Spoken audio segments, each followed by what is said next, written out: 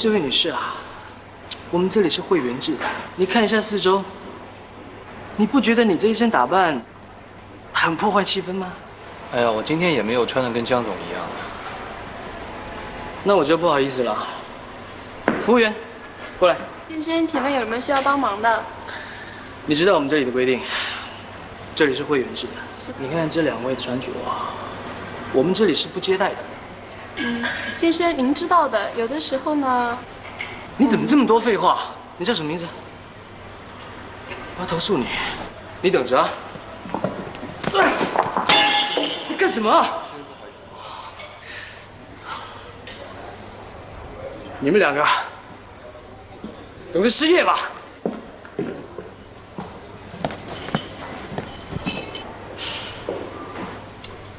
我现在有胃口了。我也是。谢。哎，也不知道怎么了，今天江东突然让我买了10件白衬衣。那你问他呀。看他那样，我可不敢问。啊，对了，我告诉你一件事儿。徐然那天带我去了一家特高级的顶层餐厅吃饭，不许惊讶，不许问我花了多少钱，也不许让我请你吃。今天风口挺快的，好吧，我不问，你说吧。可是，在那天呢，我们碰到一个特讨厌的人，名字我就不说了。那边餐厅的人还没说什么呢，那个人就揪着我说我没穿正装，说那儿是会员制的，非得拉我出去，完全看不起人。不过结果他自己把汤汁弄洒了，淋了一身，自讨没趣。真的？我骗你干什么呀？好吧，那个人是挺讨厌的。哎，不过你可不可以告诉我，我要几个月工资才可以吃一顿呢？我还是不告诉你了，你自己去就知道了嘛。不过真的很好吃。哼，有什么了不起的？我还减肥呢。江总，衬衣都买回来了，先摆着吧。有什么消息没有？没有，他就说他和徐仁在一家餐厅吃饭，遇到一个挺讨厌的人，除了这个就没有其他的事情了。就这么点事儿，他怎么说？他没有说什么。他没有说什么，你告诉我干什么？下午的报表呢？做了没？我马上去做。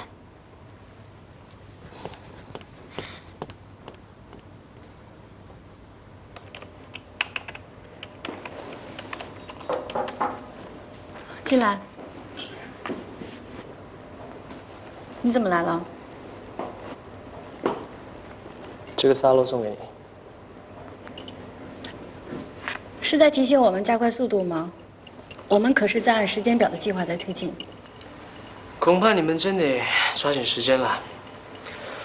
我们刚刚决定了，在潮人方案的同时，启用你们之前说过的另外一个方案，也就是徐然说的那个电视剧方案。拍一个能够体现青阳品牌精神的电视剧，而且要完全不同于以往广告植入的电视剧。我们现在投入所有的时间和精力，在完成一个大家都认可的计划。你突然说再增加一个完全不同的方案，那我们之前所有努力很有可能全部白费。所以我想亲自过来告诉你这个消息，做出这个决定，对你对我都不容易。那损失呢？你们承担。推翻一个大家都认可的计划是要支付额外的费用的，江总。恐怕是由你们来付，我能负担的，就是这个小礼物。我可以告你们违约。如果你告的话，你1分钱都拿不到。唯一可以挽回这种损失的方法呢，就是完成我们的合约。这份合约值1个亿，这1个亿决定了我可以在这里蛮横不讲理的推翻一切重来，去拍一个青阳电视剧。能告诉我们为什么突然增加这个方案？我们现在宣传的效果你们不满意吗？满意。可是我们要的是非常满意。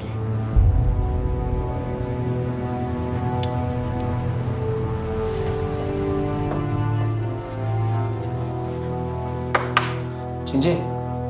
江总，这是冯乐飞公司电视剧计划的复印件。你叫导演进来吧。好的。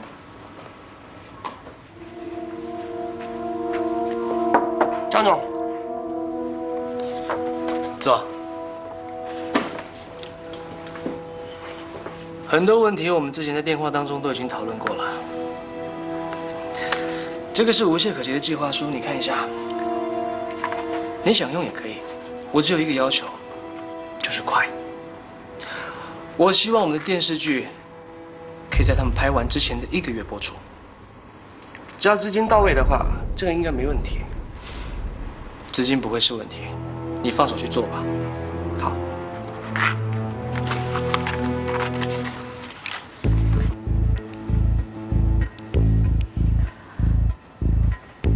这次有点不太对劲啊。这次太不像江东的作风了。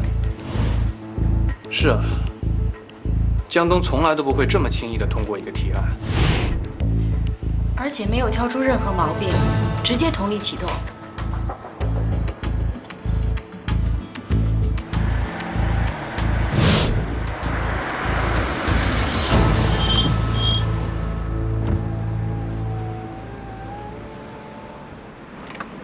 谢谢你肯来见我。一日夫妻百日恩嘛。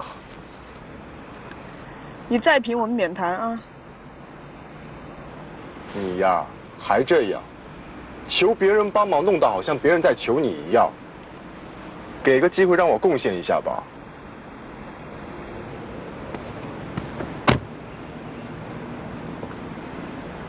说吧，什么事？帮我介绍个编剧，要靠谱的。编剧？你们要认识编剧干嘛？你说呢？电影还是电视剧？电视剧。我看出来了，你就是想转个圈当我甲方，终于把手伸进影视圈了，是吧？让你找编剧就找编剧，哪来那么多话呢？行，什么类型的？什么意思啊？什么类型的戏？谍战、生活、苦情还是古装？好像都不是。那你得想清楚了。啊，还有，别管什么编剧都有些怪毛病，这是他们创造习惯。人家是玩空手道的，无中生有不容易，你得允许他们有些怪毛病。你说的我好像要跟一群高危人群打交道似的。高危人群？以前和我在一起，怎么没这么听你说过？那是因为你不知道。真的吗？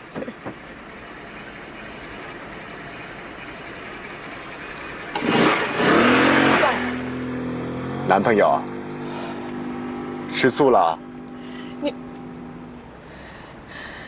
下车，改天找你。下车啊！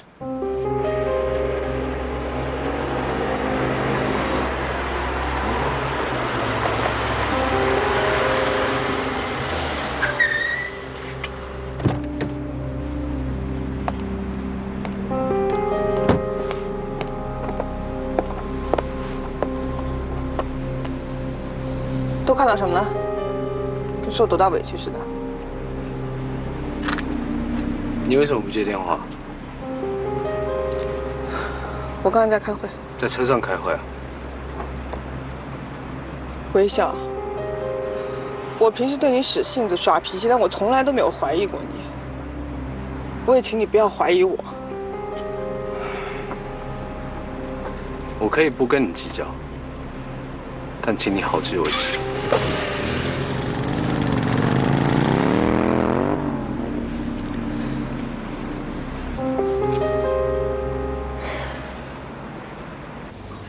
这位是著名编剧肖诗。肖邦的肖，诗情画意的诗。没想到肖编剧也喜欢吃甜品。我是这部戏的制片人徐然。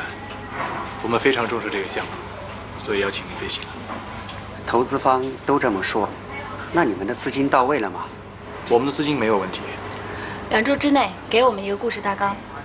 2天之内，定金打我卡上。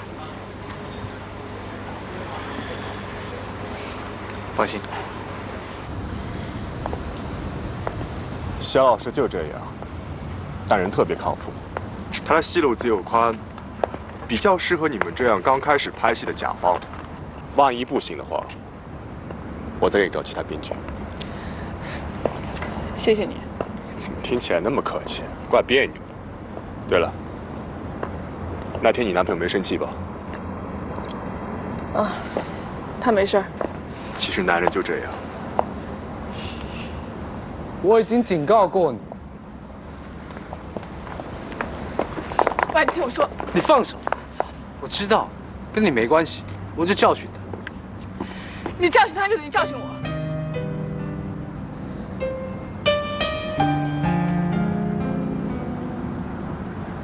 你再这样，我们就分手。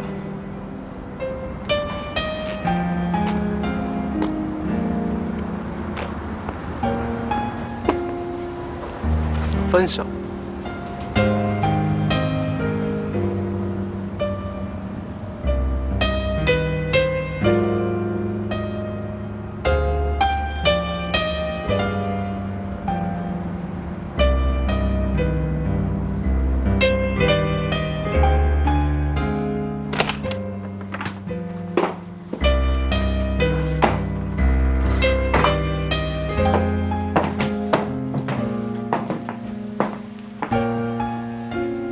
其实男人和女人不就是那回事吗？乖。叶柔，我可是为了你好，不就是个烂警察吗？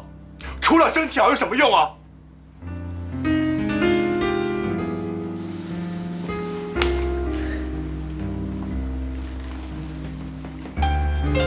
乖。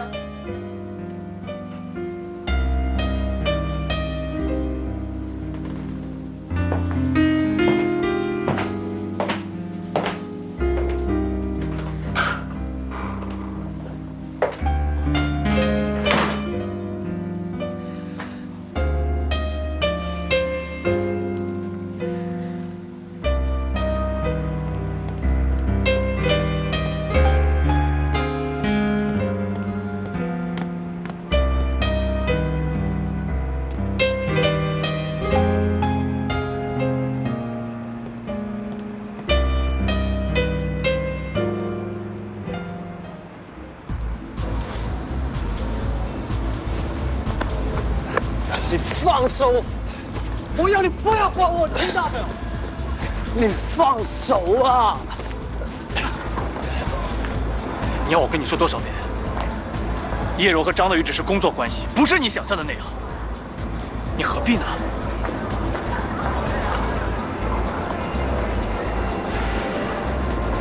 我要你放手！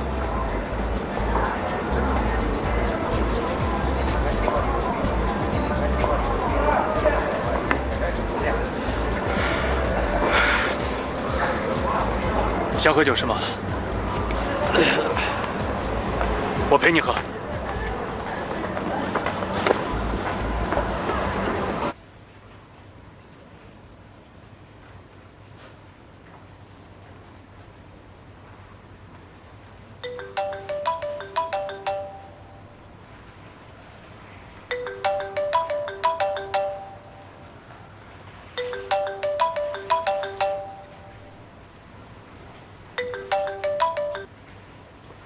喂，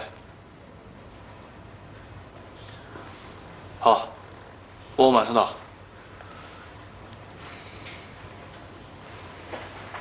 喂，喂，对不起，对不起。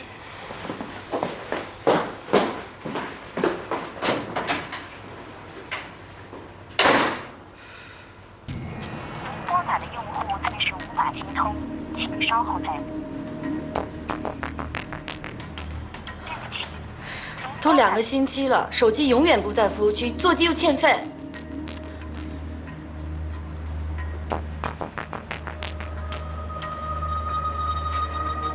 哥们儿，你帮我查一个人的住址，他叫肖诗。我没跟你开玩笑，肖邦的肖，诗情画意的诗，35岁左右。你现在就查，我电话不挂。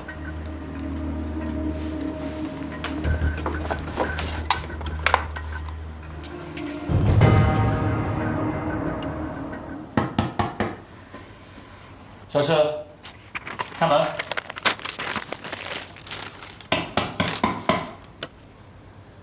我知道你在里面。小诗，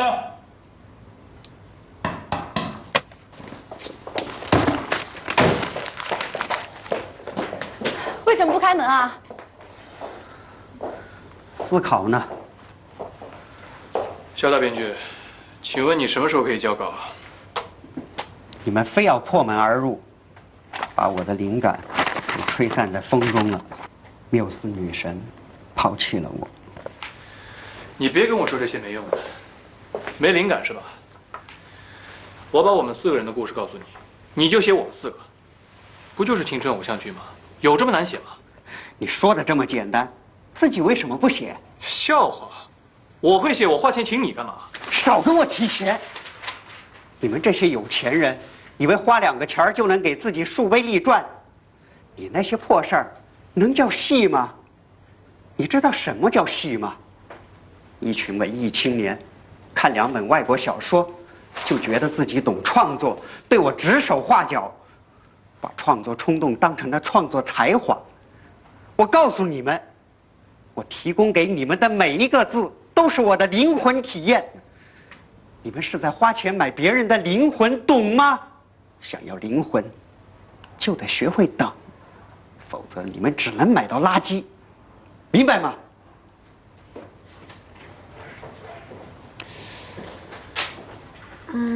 其实我觉得他讲的挺有道理的。哎，要不然写你自己的故事吧？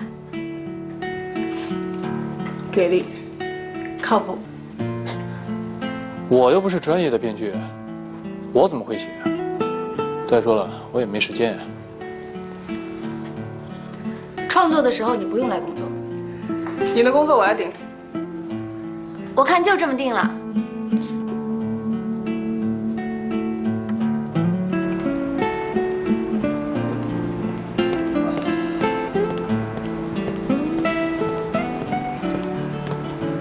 到底什么事？你非得来这里找我？我想跟你借个地方。你怎么了？我们的编剧罢工了，我要替他找点灵感。非得来派出所找灵感？在哪儿写我都坐不住，到你这儿来，有一个人能看着我。那你需要手铐吗？那你让我怎么写？那靠脚呗。好，抽你！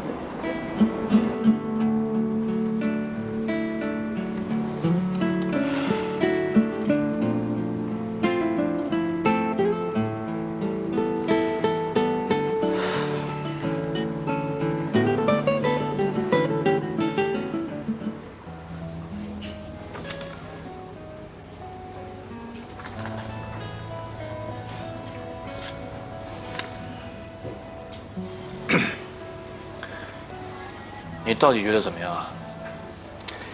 没有阅读快感，文笔是垃圾。但是故事我喜欢。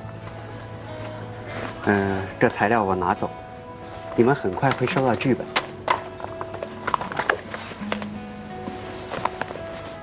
你别以为你弄出了这段垃圾，就说明你懂戏了。其实你们的生活都是大粪，是垃圾。只有我们，才能用这些垃圾养出美丽的花。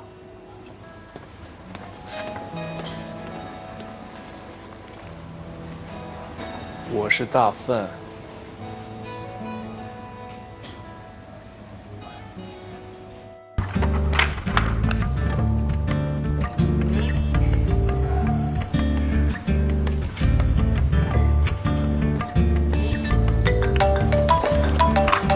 喂，哎，我正在开会呢，一会儿给你打过来。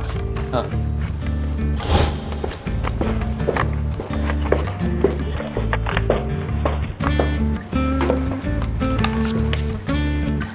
我觉得这个电视剧在海南拍有问题。什么问题？琪琪啊，我正忙呢，一会儿打给你。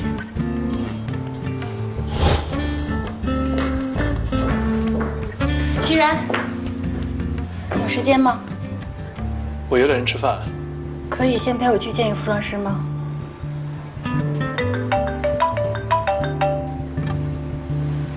喂，琪琪啊，今天晚上不能陪你吃饭了，我要陪冯路飞去见个服装师，下次吧。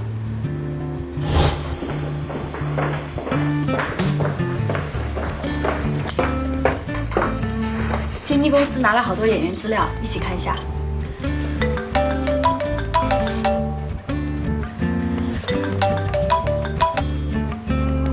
喂，七七，我们在忙呢，晚一点让他打给你。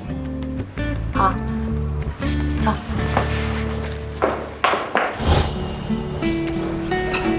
唉，太过分了，电话也不接。那你刚刚在和谁说话？我打电话给徐然，是冯路飞接的。冯路飞怎么老缠着徐然啊？他们电视剧最近要开播了，所以有很多事情需要忙。哎，你可得小心他们俩死灰复燃啊！他根本就没有被点燃过。这两人天天在一起的，难保不日久生情。别胡说，我哪有胡说？我可是为你着想。人冯路飞跟他挺般配的，又是亲上加亲。哎，徐然是摩羯座，冯路飞是狮子座，这两个星座可是挺般配的。你怎么这么掰啊？又不是我说的，是网上说的。不信我给你看。哎，看。我不要看。狮子座和摩羯座都是很骚包的星座，只是狮子座是外放的骚，摩羯座是内放的骚。狮子座表面像一个花蝴蝶，应酬多，朋友也很多，但其实是很乖很深情的。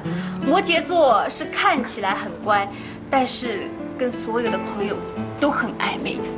哎呀，这些东西根本就不准。我很多朋友都说很准的，信不信由你哦。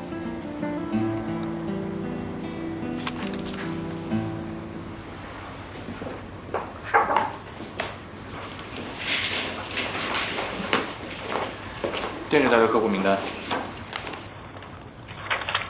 最近冯路飞的办公室都快成你的办公室了吗？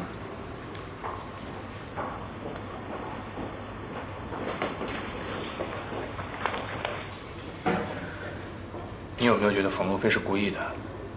他好像总是拿工作来拴着我。他不是故意的，是下意识。你看啊，他现在孤单，所以不是骚扰我就是骚扰你。而且他努力想用工作来打发时间，所以下意识就想让你陪他多待会儿。这么说，他的下意识还挺可怕的。应该说是冯路飞的下意识很可怕，因为只有2个字：我要。哦不，是他要。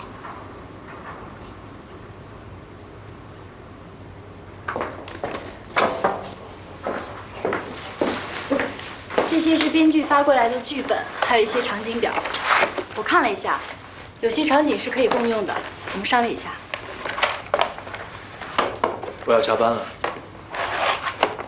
你说什么？过6点了，我该下班了。今天得加班。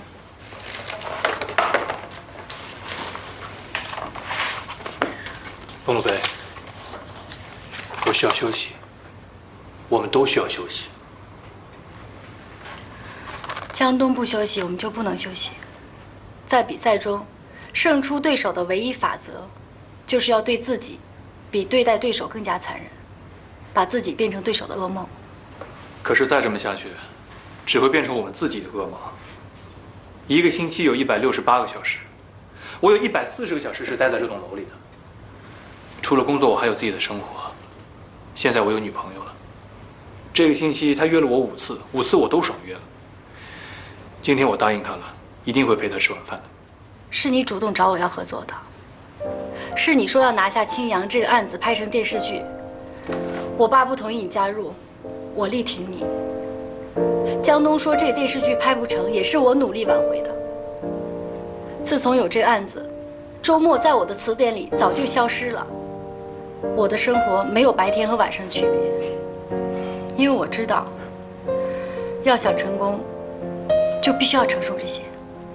你说的这些都没错，可我们毕竟是人，不是机器。徐然，对手是不会给我们时间的，我们不可以停下来。对不起，今天我不能陪你加班。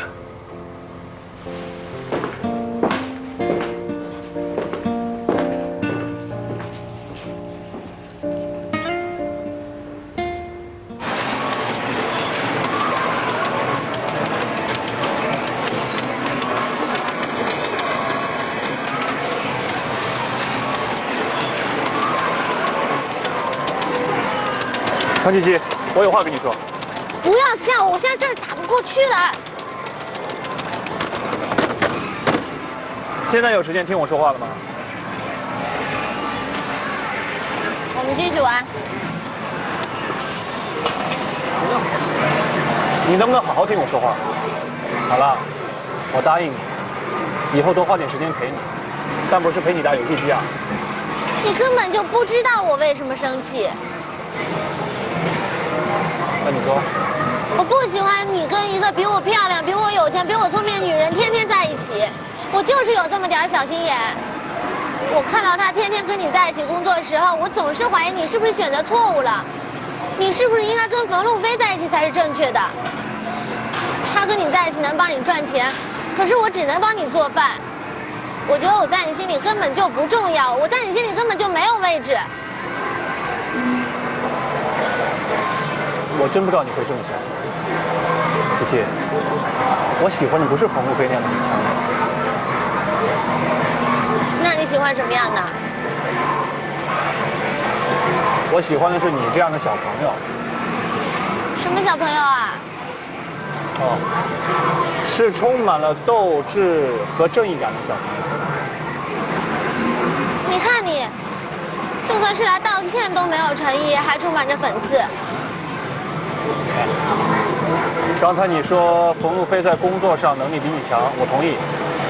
但是你说她比你漂亮，我不觉得。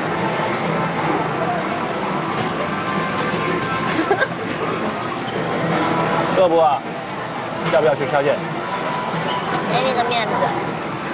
哎，一起去吃宵夜了？我不去了，这边有很多游戏币，你们去吧。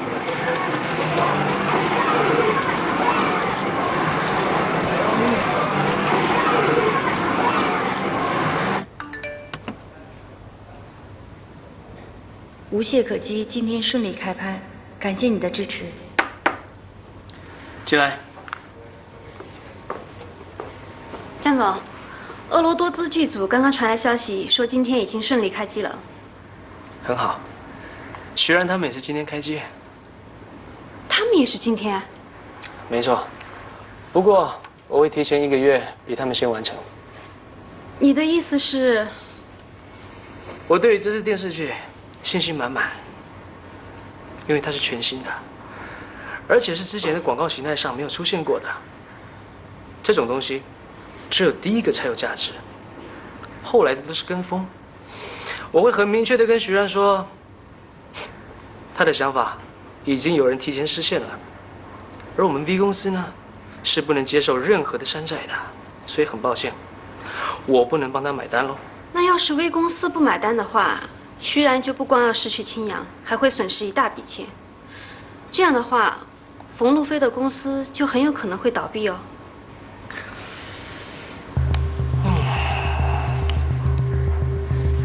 这是一个比较棘手的问题。我原本只是想要用青阳的电视剧来彻底击垮徐然的，可是如果现在冯修文出手帮自己的女儿，恐怕徐然受到的伤害会不如预期。徐然是不会接受冯秀文的帮助的。即使冯路飞的公司不会倒闭，他也不会再回去上班了。你又听说了什么？汤七七最近和徐然闹得很不开心。是因为冯路飞？是的，冯小姐最近把徐然缠得很紧，不光上班的时候一直在一起，下班了也是电话一个接着一个。你说，像汤七七那样的小女孩，哪见过那么厉害的女人？又会工作，又会赚钱，还会控制男人。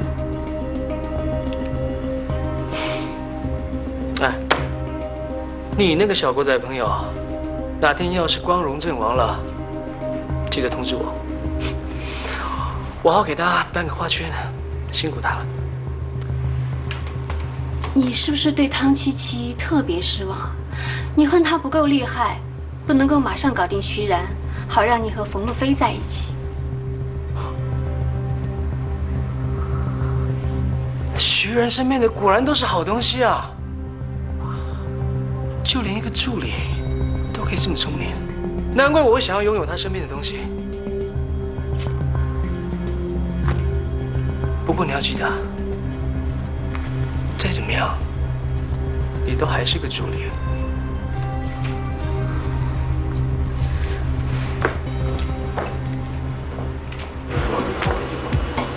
美女，可以请你喝杯酒吗？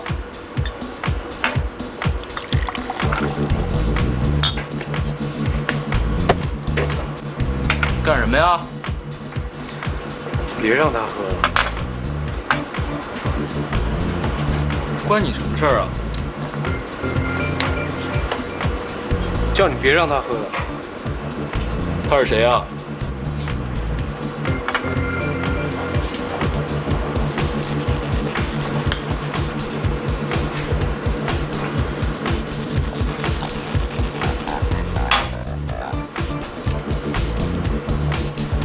你有病吧？他有病。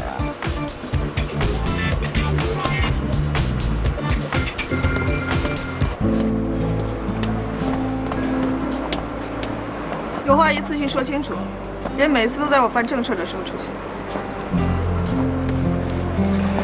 刚才那个男的，一看就知道开了一台双门跑车，车里面载了7、8个女人。你应该感谢我每次从天而降，避免你彻底人生悲剧。你可以说我公关做得不好，但绝对不能说我勾搭不专业。那你试着勾搭我看看，我很专业的。你看你，龙套不像龙套，主角不像主角。小学浪子还穿秋裤，想学琴声连小学语文都没及格，想学人家扮富二代，不好意思 ，ATM 机连50块钱以下都取不出来。我告诉你，你再这样我就不带你玩了。没想玩。哈，太好了，我早就不想玩了。汤七七跟我说张大宇的事情，他说你找他是为了编剧。是啊，我堂堂公关系的小 S， 连找个编剧都要依靠前男友，我就这点本事了。你不要生气了好不好？冷战结束，早就结束了。我从不冷战，只分手。我可以接受分手，但我不能因为误会而分手。我们之间没有误会，你一切都已经知道，哪来什么误会？我误会你跟张大宇藕断丝连，你知道我为什么那么在意他？因为是他把你拽到我面前来，你撞到派出所的门口是因为他，你每天泡在夜店里面也是因为他，你家里全部放满他的照片，你要我怎么想？魏警官，你把我想得太深情了。我跟张大宇就是最现实的一对关系，供求不对口嘛。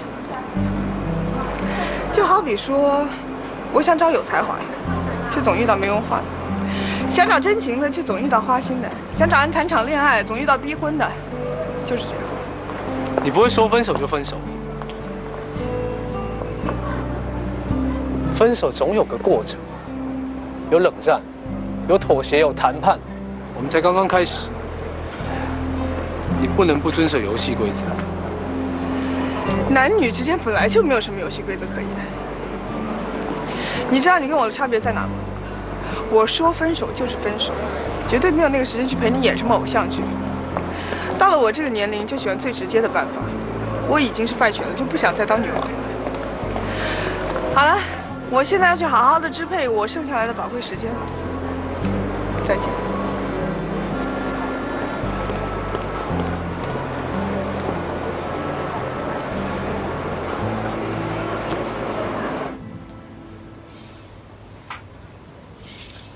你和徐然最近怎么样？你又听说什么了？我什么都没有听说，我只是坚持自己一贯的想法，你跟徐然是不会有结果的。什么意思啊？你跟他不是一种人，我们才是。我没觉得我们俩像啊。你到底想说什么？我小时候住在一个很小的地方，当地有一个流氓，叫张德宝，长得其貌不扬，可是很多女人看到他都会脸红。有一次，他调戏了一个小学老师，搞得整个村子都非常讨厌他，有人拿棍棒追着他打，打得他浑身是伤，浑身是血。就有人问他：“你根本就是个混蛋，为什么还会有这么多女人喜欢你呢？”张德宝回答说：“因为我爱他们。”你应该已经猜到了吧？张德宝就是我爸。那个小学教师是你妈妈？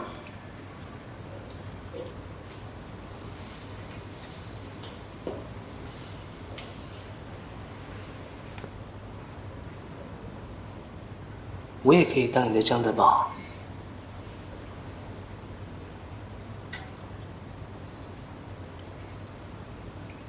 我听见你心里转动想法的声音。你想说，你不过是个流氓的儿子，我是冯修文的女儿，至少是被他养大的。可是你错了。他们这种有钱人，永远只相信血缘是唯一关系的根本。徐然是冯修文的儿子，而你呢？你连自己亲生父母是谁都不知道。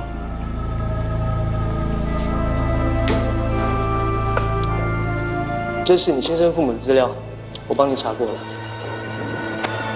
你的原名叫做罗慧娟，多么平凡，多么亲切的名字。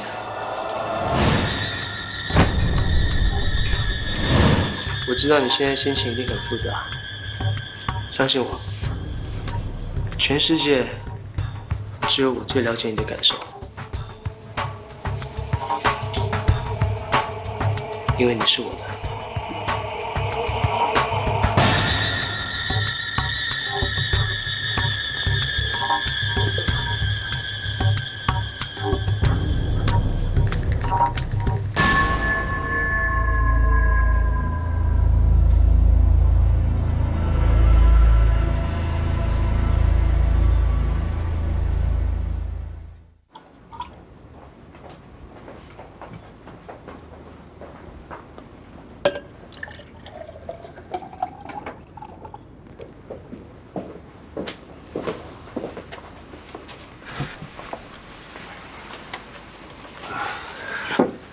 把那瓶82年的拉菲给我拿过来。好的。这是名副其实的家宴呐，啊，陆飞带了她的男朋友，徐然带了他的女朋友。这位姑娘挺喜庆的，你叫什么名字？我叫汤七七，是7749的77。好听的名字啊，而且人如其名。哎，这个姑娘没有充分调整你们过于规整的生活吧？她不知道你喝酒的事情啊。哎，你在那嘀嘀咕咕什么呢？我们的桌上可没什么秘密啊。轩儿，我记得这还是你第一次到家里来吧？也不是第一次。上次冯路飞带我来过，你不在。是吗？那你搬回来住吧。我听说你还住在你下属的公寓里边，这个恐怕不太体面吧？没什么不体面的，住哪都一样。况且我一个人住惯了。哎，你就不要拒绝了，还是搬回来吧。有时候感受一下家庭的气氛，也是很不错的。路飞在外边不是也有公寓吗？但是他一个星期也总得回来住2天。冯总，你今天把我们4个都叫来，不会仅仅是拉拉家常吧？不好意思，我还忘了重要的事情。今天让你们来，我当然有一个很重要的事情要宣布，我要修改遗嘱。冯先生，这么私密的家事，我这个外人不方便在这里听吧？我先回避一下。不，既然路飞让你来，那一定有他的道理。我们家里也很少邀请外人来做客，既然受到邀请，那一定是有充足的理由。是这样的，之前遗嘱中财产的分配是路飞50%，徐冉50%，现在改为把路飞增加到70%，剩下的30%给徐冉。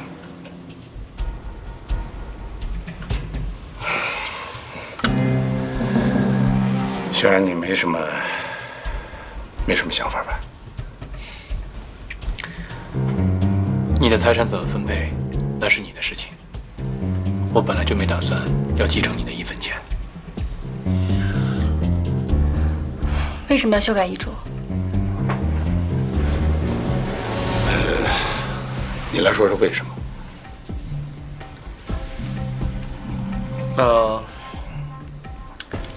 我想是因为你觉得对自己的女儿有亏欠。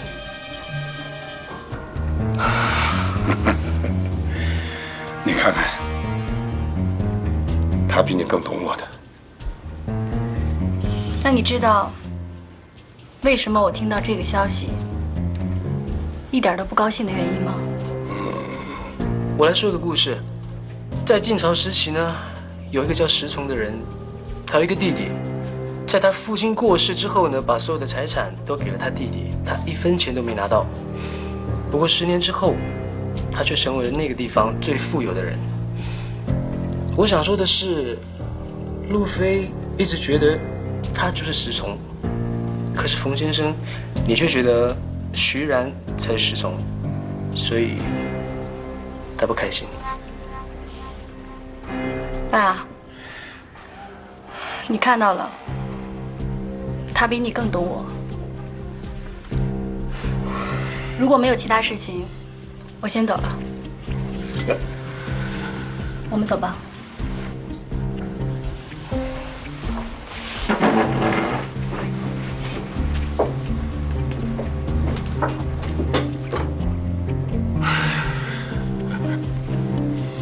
行，我把你当作石崇，你觉得高兴吗？你不觉得很可笑吗？你知道我不会继承你的家产，所以就用这样的方式来向我示好。可是你把冯路飞伤害了，情感不是用金钱来维系的。不过，我还是要谢谢你的好意。我们走吧。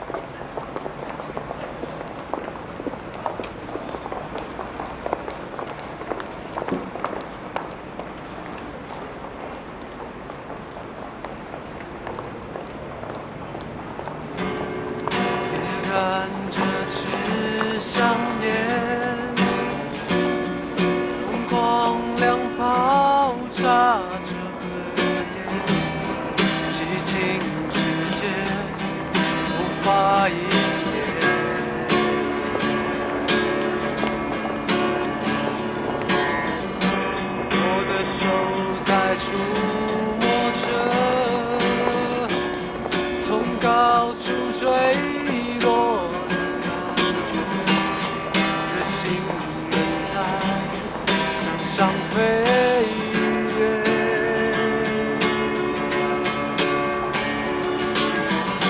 笼罩我，保护我，在我攀越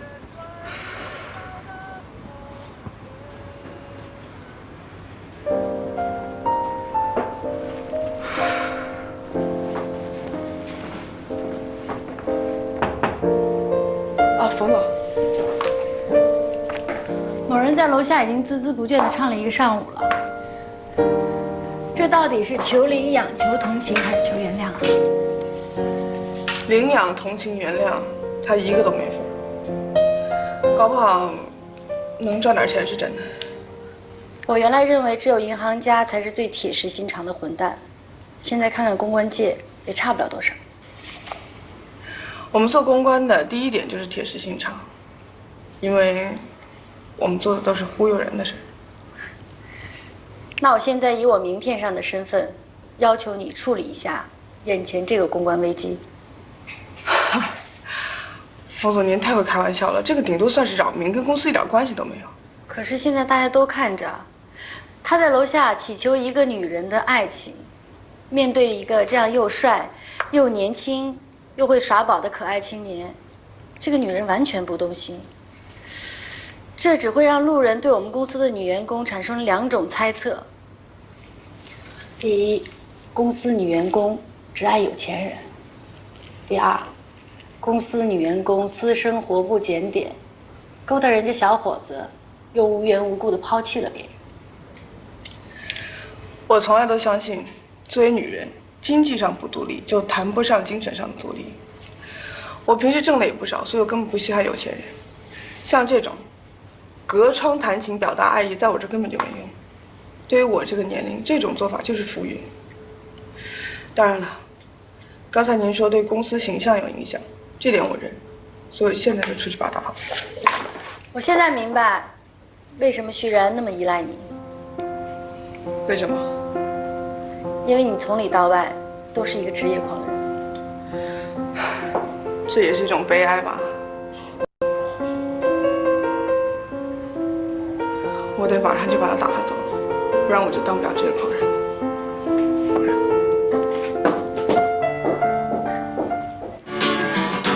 笼罩我，保护我，带我攀越最高的峰巅，也许天堂就在触摸的。好了，不要吵了，你走吧。你在这里会影响我工作的。我在你们公司门口唱歌，你们该干嘛就干嘛，应该不算妨碍吧？谢谢谢谢。好，那我就对不起了，我要叫保安。喂，哎，你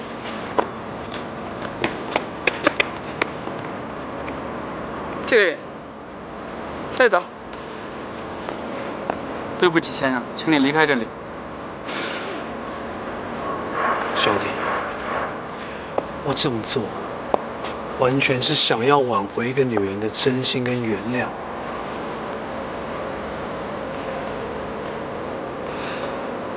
你可以理解吗？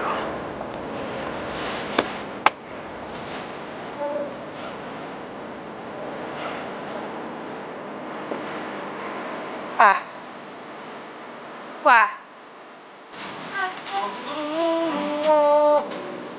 爱我，如同我们永恒的承诺。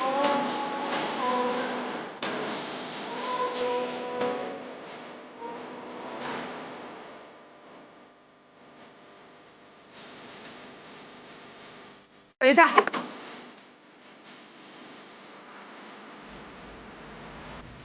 我先联系微信，但要后面说。有什么话在这边说就好。这么多人，换个安静的地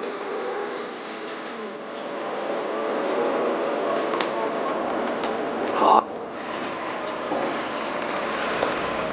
来，哎，我们到底去哪？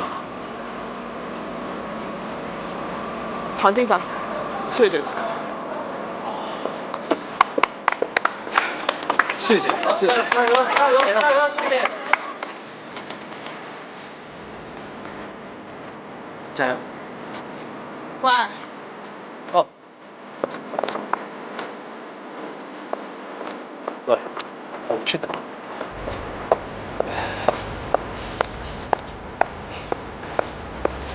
怎么样？是被我感动了。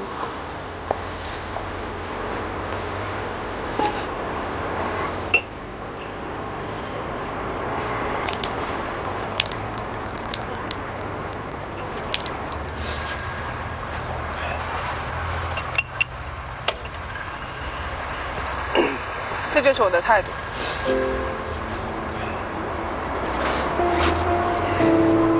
以后只要我不上班，我就来。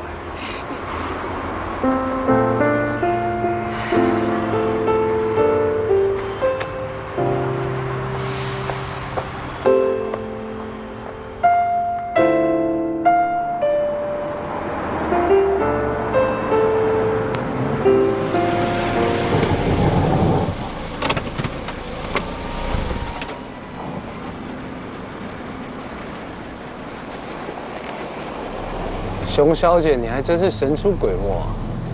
我现在没心情跟你开玩笑，我有事情跟你说，上车。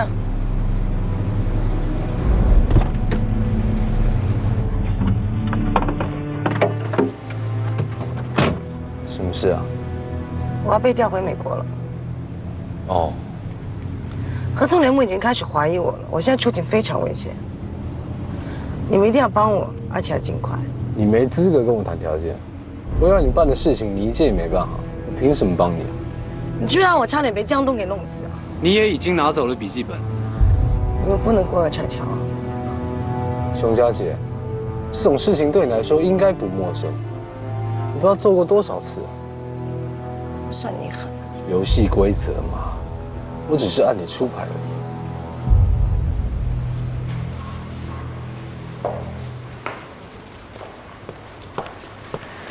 你来这干嘛呀？来看你啊！听说你那帅哥每天来这里弹吉他给你听，你这是和我分了手之后一夜之间回到解放前啊！哎，你嘴巴怎么就这么恶毒呢？就算我智商再低，背了那么多剧本，总会一点点吧。说吧，找我有什么正事？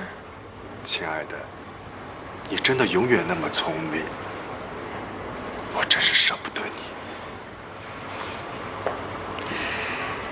从你刚刚离开我那一刻开始，就说明你并不和我一样聪明。看到你这么舍不得，我就放心了。你要是听到我能跟你说的这件事，你就不会那么放心。什么意思？我有朋友告诉我，有一个剧组跟你们拍同样的戏，也是洗发水广告植入。大概什么时候能拍完？最快要明年3月。那你就惨了。他们好像日夜赶工，2班人马轮流转。熊家姐出事了，据她的说法，好像是合纵联盟对她有所怀疑，要把她调回去。她还希望咱们帮她想办法。跟我当初预料的差不多。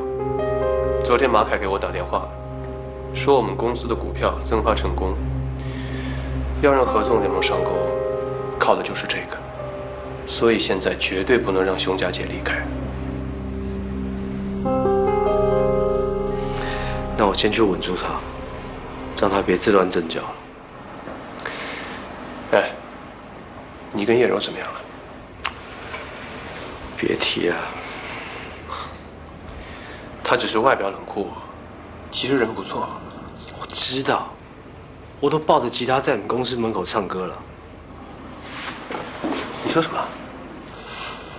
我真的没办法，这种招你都想得出来？我也是看电视学的。那有没有用啊？被浇了一头水，也好，是冷水。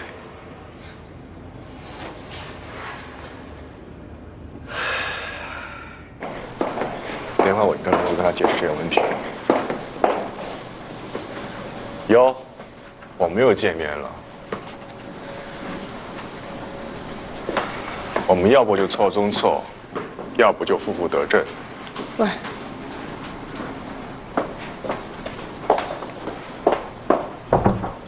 请进。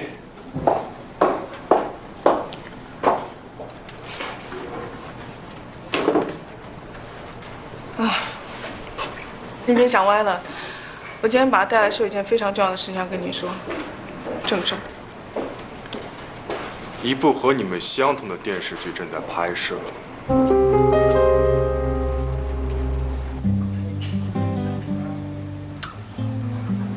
你可真是个讲故事的高手。我爸3点钟打电话给我，说你讲的故事是他近几年来听到最有意思的故事。我在意的是江德宝的故事，你还没有给我的江德宝打分数呢。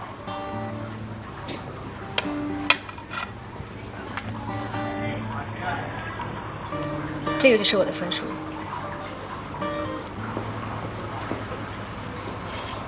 若飞，我真的很开心，我们能手握着手吃饭。可是我要说一件很煞风景的事。说来听听。我们都知道，得到一些什么，总得付出什么。我最不想看到的就是你最先付出。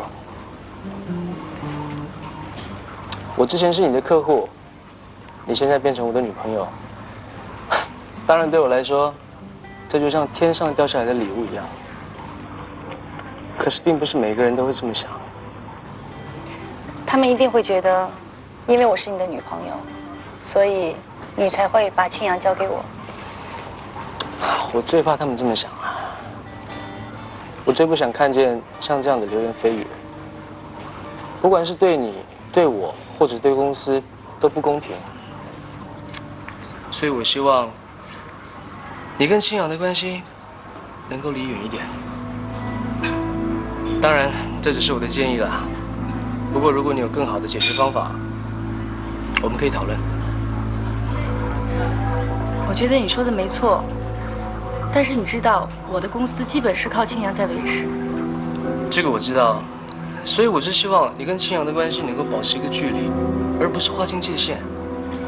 还有，我觉得青阳拍电视剧这个事情，你可以全部给徐然做啊。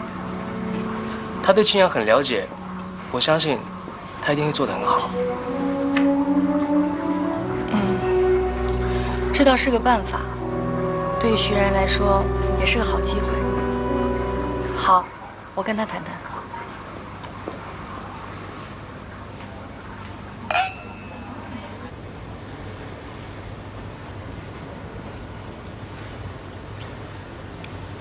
我想跟你说件事儿。我也有事情要跟你说。那你先说吧。我跟江东谈恋爱了，所以我希望青阳电视剧的制作由你全权负责。你谈恋爱我很高兴，可是对于江东这个人，我要保留自己的看法。你有时候对我真的很残忍。你不但对一个曾经爱过你的女人说你谈恋爱了，我很高兴，还婉转地批评了她的眼光。对不起，那我祝福你们。你刚刚说有什么事情要跟我说啊？没有。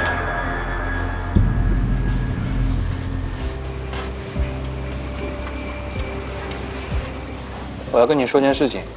什么事儿啊？冯路飞把青阳电视剧这个项目全权交给我来处理了。为什么？不会是因为我吧？冯路飞不是跟江东在谈恋爱吗？他为了避嫌，所以不能参加这个项目。等于说呢，现在在广告公司，我跟他负责不同的客户。听起来像是一件好事儿，权责分明。的确只是听起来还不错，其实我现在遇到了个大麻烦。有人告诉我，有一部创意和青阳一模一样的电视剧正在秘密的拍摄。我猜这件事情的幕后主使人就是江东。这两件事同时发生，这也太巧合了吧？更棘手的是，我们在明处，他们在暗处，他们想做什么，我完全都不知道。哎，或许可以通过网络的力量来搜集情报。怎么搜集？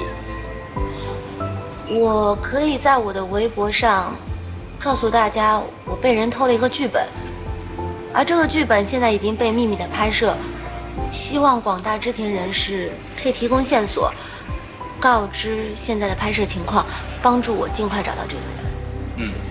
这主意不错。我终于不是只会做饭的了。还好不是只会做饭。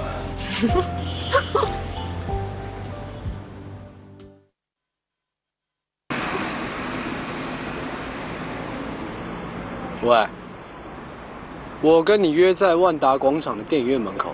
我告诉你，要是你今天不见我，我就搬着大音箱去你家楼下唱歌。啊，就这样了，不说了，拜拜。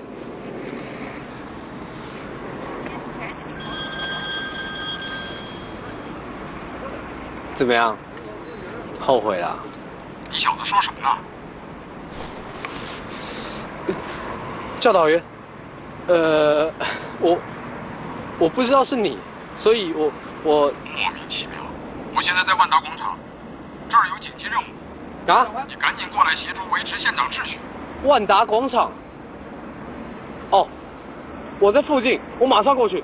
啊。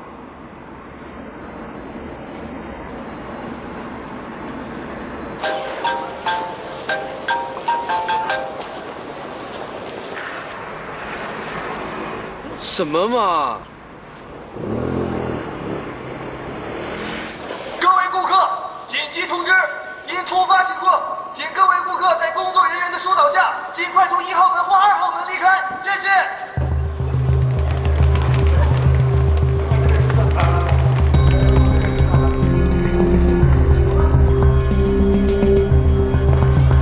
这位小姐，来不及了，请从这边撤离好吗？先别打电话了，请从这边。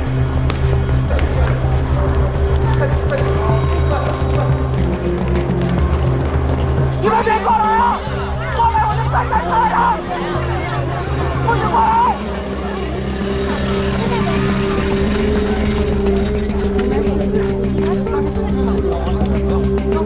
哎，怎么帮我哥弄死这些人？是控制的行吗？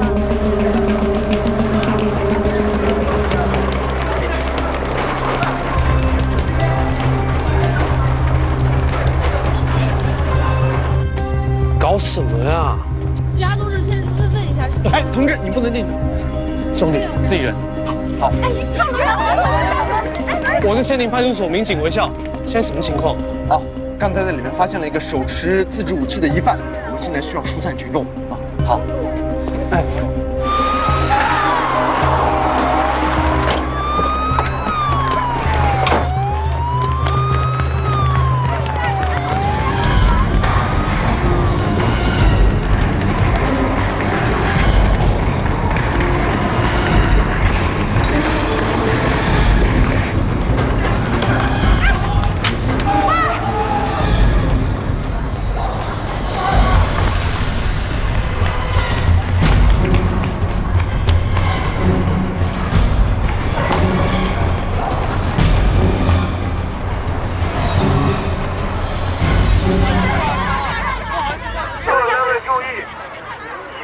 在商场内电影院劫持了一名女性人质，现在登上了顶楼。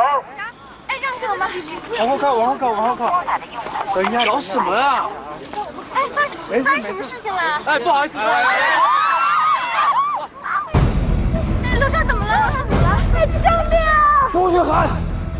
哎，你看，哎，兄弟，上面有命令，谁也不许进去。上面是我女朋友。